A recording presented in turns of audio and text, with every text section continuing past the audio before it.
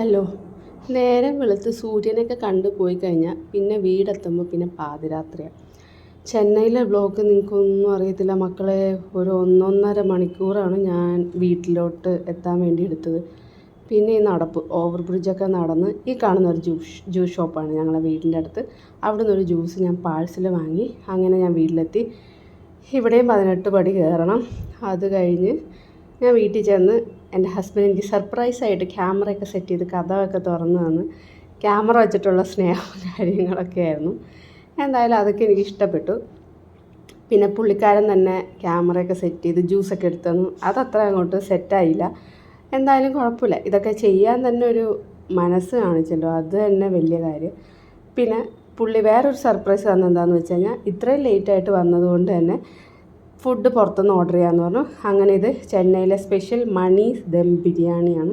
Super ബിരിയാണിയാണ്, ഒരു രക്ഷയില്ലാത്ത ബിരിയാണിയാണ്. മസാലാസ് സ്പൈസസ് ഒക്കെ കുറവേ ഉള്ളൂ.